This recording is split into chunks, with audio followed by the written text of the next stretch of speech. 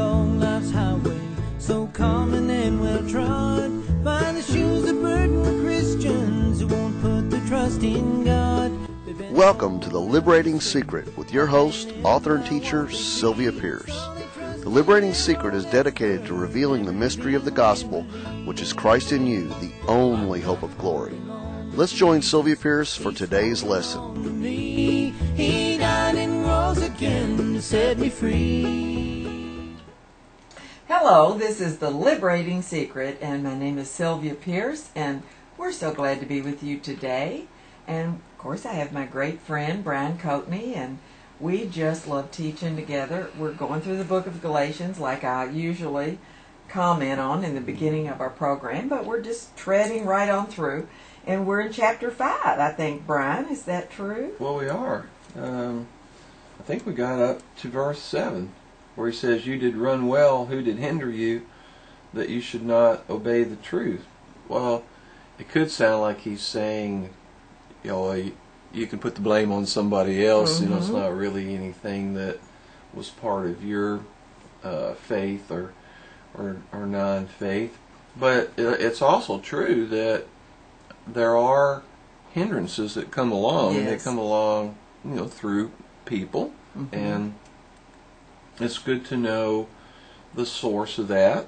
I mean, earlier in the beginning of chapter 3, he said, "Who bewitched you?" And so there's the tie-in there to Satanic influence. That's right.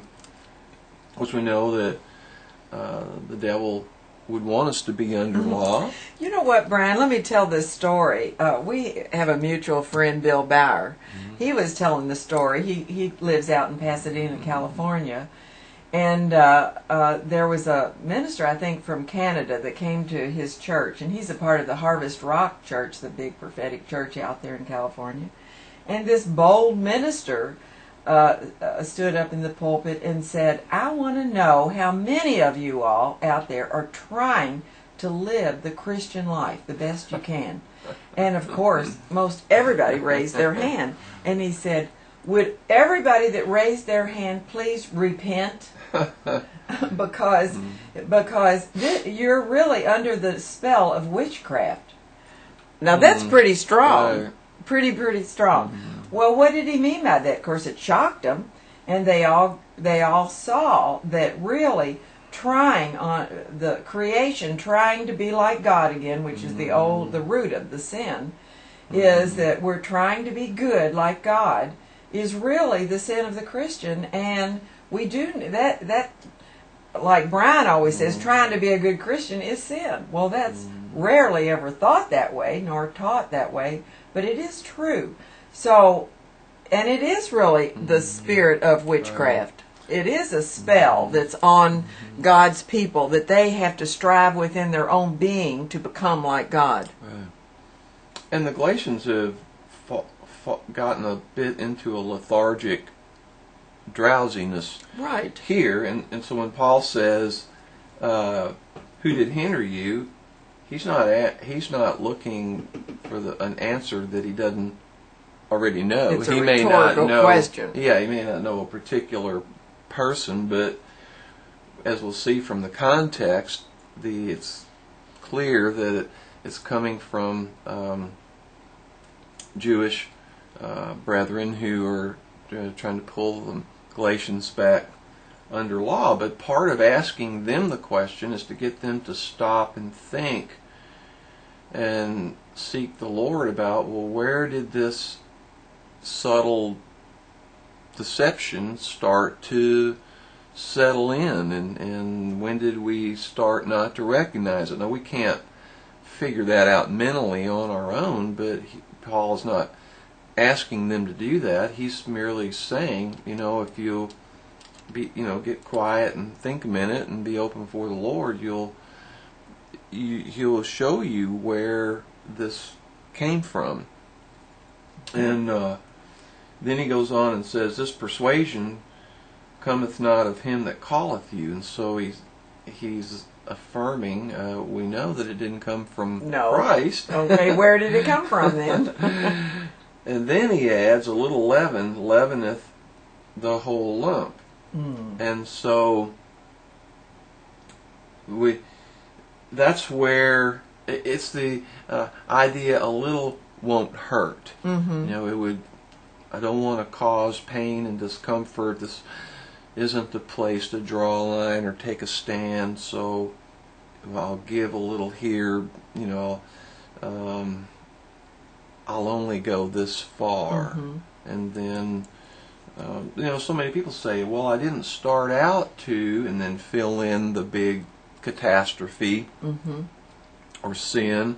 I only was going to whatever it is a little bit, and then somehow things escalate, they snowball, and well, gosh, how did I ever get into that? I didn't mean for that to happen. And then there's a whole change of consciousness in the moment. Yes. And it starts, he says, with this little bit of leaven. Paul is saying, I'm not trying to put you under law, but you do need to know that just like a leaven spreads throughout the whole recipe, Mm-hmm.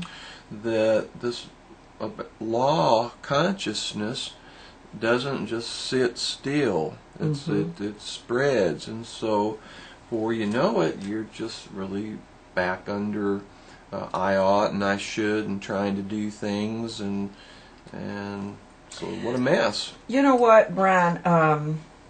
I really think that the age we're living in right now is pretty much like the Laodicean age, Mm-hmm. where everything is lukewarm. There aren't any absolutes, and there's no hot or cold. It's like everything is accepted, and we should just go with the flow of what's going on in the moment and not have any absolutes. And I mean, Paul is certainly he's putting a big chopping block, axe in between the old and the new covenant, really. Right. And the old way of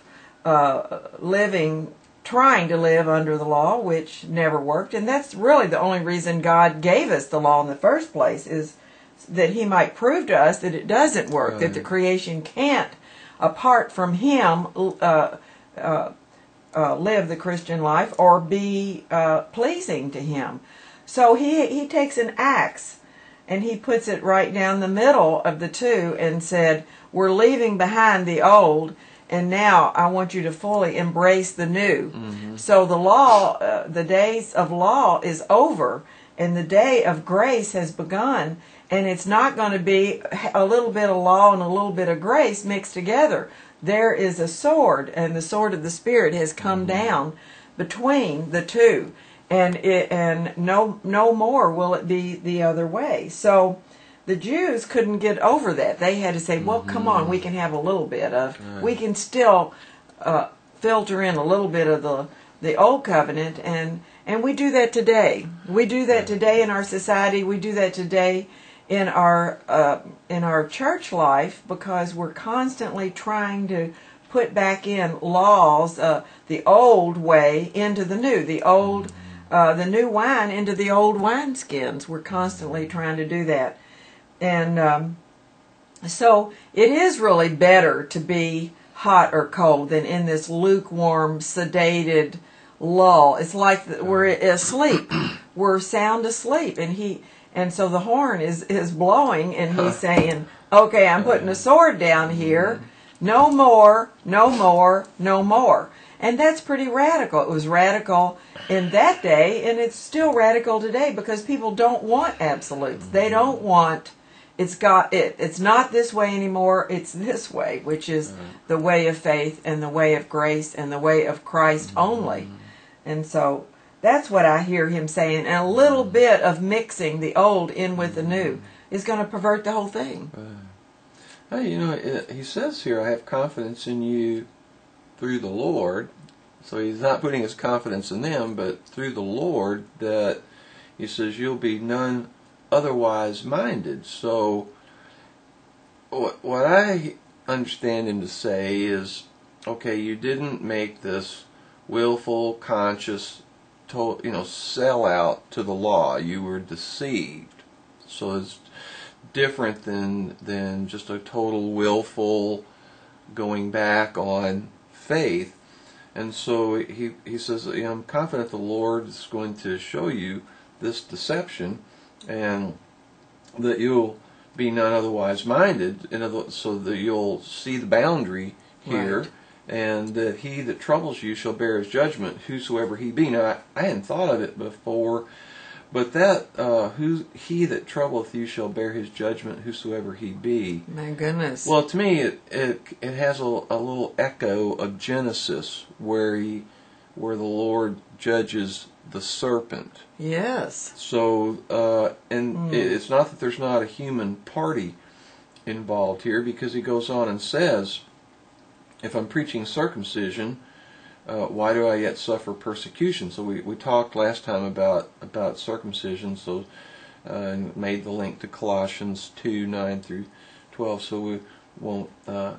And Romans 6:6. Right. So that was a good one to. That would be a good review. Paul is persecuted because he doesn't insist on circumcision, because he knows that the true circumcision is our crucifixion with Christ, That's our death, right. burial, and resurrection with Him. Is cutting off the body of sin, putting us to death. So that's really what circumcision is to God, and therefore in the New Testament revelation to us. And he calls it the offense of the cross. So the cross is the circumciser. That's The right. cross is the tool, the Yes. instrument of the circumcision. Now, in verse 12 he says, I would they were even cut off, which trouble you. And so the alternate translation, emasculated. And so we talked about how he's saying, the ones that are preaching circumcision, they don't really understand what circumcision's about. If they really did, and they were going to keep things on a physical level, they would have themselves emasculated, because that's really the concept behind circumcision. And God was very lovely to Abraham, and then later under the law of Moses, to have it only be a cutting away of the foreskin, rather than what the real idea of circumcision is. So, My goodness, so he wasn't just being facetious here. there's a real real meaning. A truth here. He's saying if you want to have circumcision be a physical thing, then you should really understand what fully it would be, and that God stopped short out of His mercy of what circumcision would really be, because circumcision would be emasculation, because that's what would prove the point to Abraham. Well, you can't procreate now, can you? So I'm going to have to be the one to do it. It'll to be bring forth the son. Miraculous birth. But he was lovely to Abraham and to men through the ages for it to be not that. But when it comes to what circumcision really is in the spiritual, it is that. It's not. In fact, it's more than emasculation. It's death, total. In death, I'm crucified with Christ. Being crucified with Christ really is the circumcision that puts the old man to death, cuts the body of sin off from the spirit of error, the spirit of sin, puts us into Christ's death and His burial, and then we're raised in Christ as new creatures. So that's really what circumcision is. It's powerful. So he goes on and says, you've been called to liberty, but don't use your liberty as an occasion to the flesh, but serve one another. So somehow they had begun to buy into the arguments of their opponents. So, well, if you go with this liberty, you won't be able to control yourself. All your sins that Paul doesn't, says that are not worthy of the Christian life will come flooding back in, because that's what liberty is. It's too slippery, it's too dangerous, you can't handle it. And so Paul reiterates to him, now I'm not saying this so that you'll use your freedom as an opportunity for the flesh. He says, I'm telling you this liberty so that you'll by love serve one another. And then he says, really the law is fulfilled in one word, you shall love your neighbor as yourself. Who can do that? See, that's the who who can do that? Well, he says, your liberty is that you don't have to try to do it, to work it up. You don't have to say, oh, well, I'm going to try to be more loving. You don't have to take condemnation. Why am I not more loving? You don't have to look at yourself at all as the source of this love. You're free now just to be tapped into God's love, and that's when you begin to experience that. You're going to have an incredible sense of a range of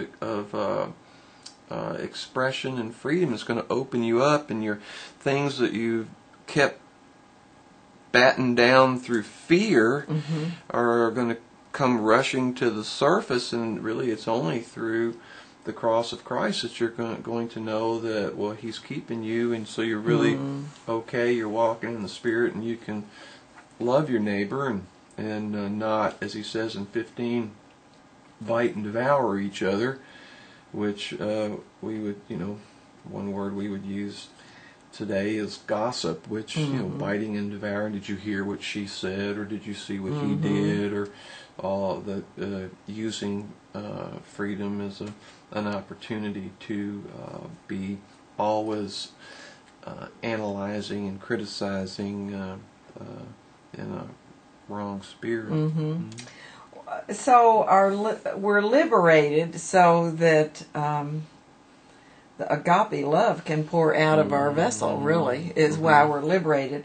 So I always say this, we're not teaching law, and we're not teaching license. We're teaching liberation. So there's the 3 L's.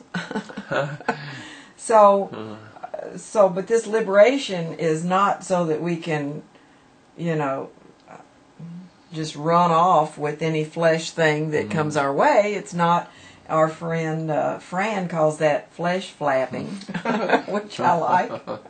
And law gets down to, can I do this? Can I do that? Am I free to do this? Am I free to do that? And so it's very very eye-centered. Right. And he's saying, really, when you're walking in the Spirit, your question becomes, what does that other person need? What is really exactly in that other person's best interest? That's exactly right. And so it's a spirit of service, and not, well, do I get to do this, or do I get to do that, or, well, I shouldn't do this and I shouldn't do that, which, really living under law is still, really self-centered. Self-centered. It's self-centered instead of, because agape love, God's love, is always centered in on the other person and what they need, like you said.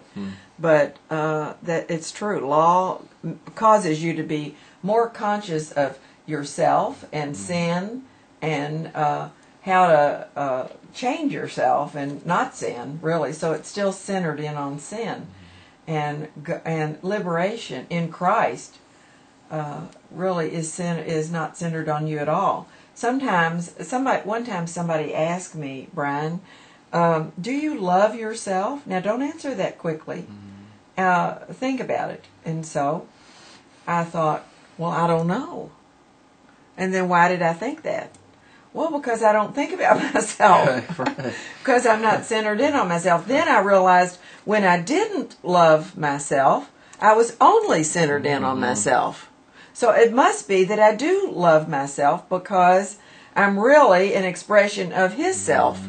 He's loving others. So, but as far as me concentrating on, do I love myself, analyze, well, I don't know, because I'm out of myself and on to what God is doing and how God is going to meet the other person's need.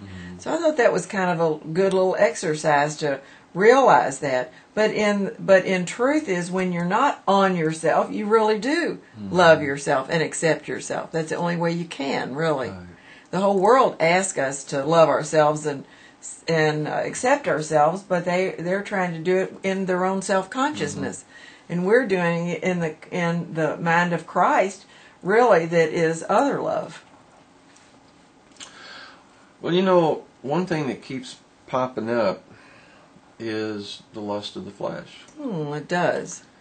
And so he says, walk in the Spirit and you shall not fulfill the lust of the flesh. So I know I started out thinking, well, gosh, if I believe that, Christ is living in me and I'm crucified with Christ, then no more temptation, no more solicitations on a flesh level. Well, that's entirely wrong. And I remember going to our old Bible teacher mentor, Norman Grubb, years ago, and wailing and complaining about all my temptations and trials, expecting him to, sort of be tender and empathetic, and he just lit up and beamed. Oh, very healthy, good practice, and I just wanted to choke Socking. him, right? And so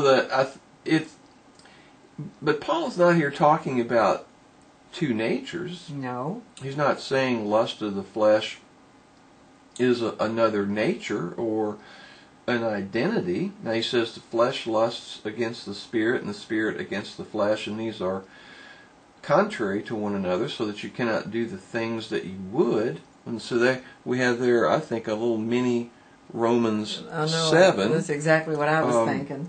And it reminds me of a sentence in one of Norman's books. I think it's in God Unlimited. It's one of my favorite sentences in all of his writings. And he says, flesh apart from spirit is immediately the dwelling place of sinful lust. Whoa. Well, we might think that he's meaning that, well, if we're walking in the spirit, that there's no enticement or pull. But what he's saying is that the dwelling place, it means take hold, catch hold. Yeah. So the drawing, the pull toward flesh level living is always there. If we take condemnation about it and think that temptation is going to go away, and we have to remember temptation is not sin, that if we're just be beating ourselves up for nothing. So there's no point here to try to win this fight. He says walk in the Spirit and you'll be kept.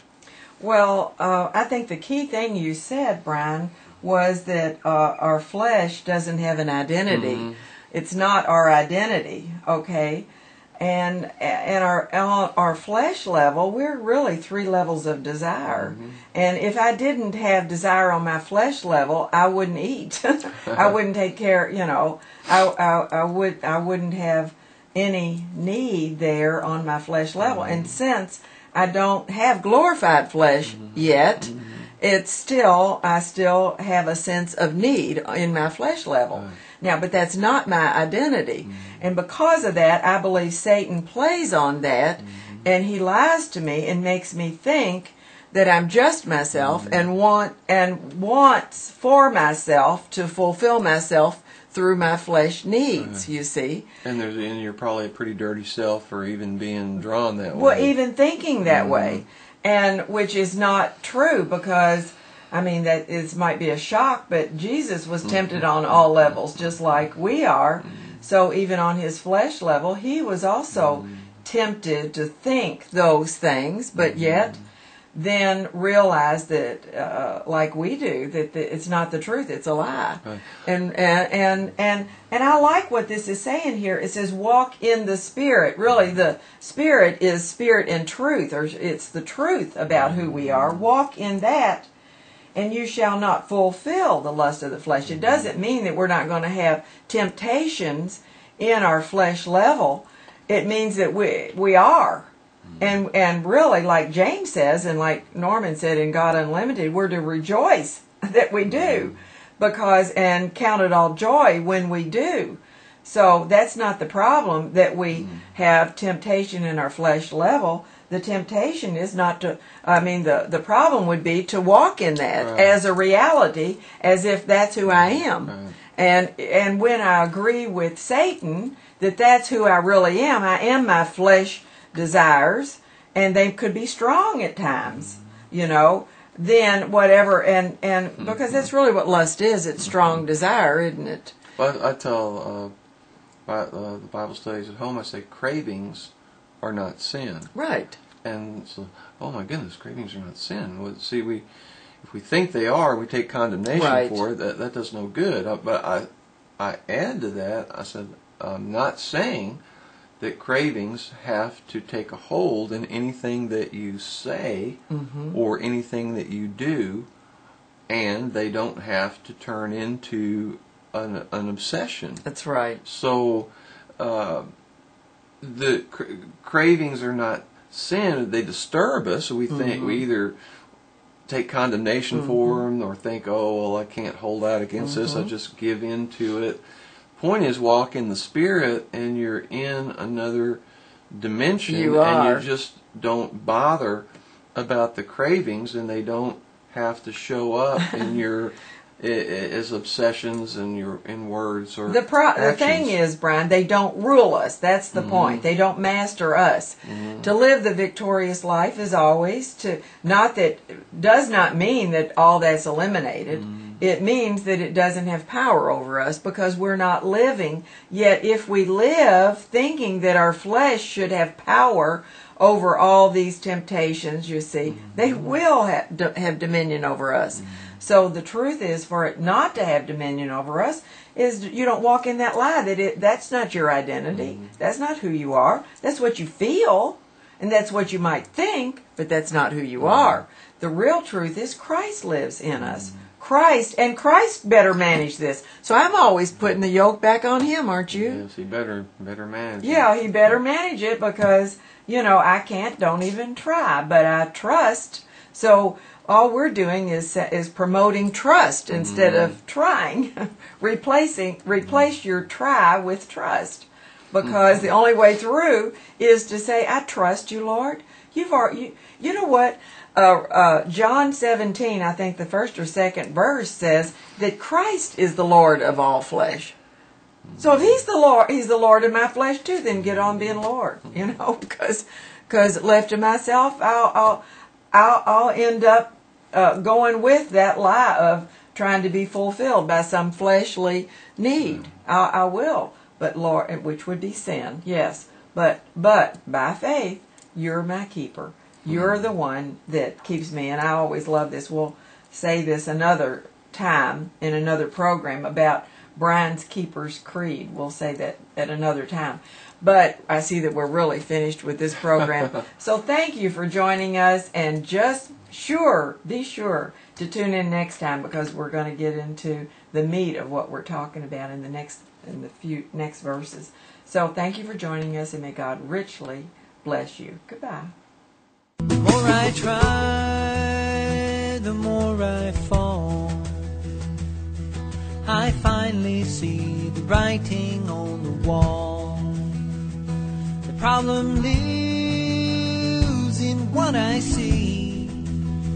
A separate him outside, a separate me. In a desert land.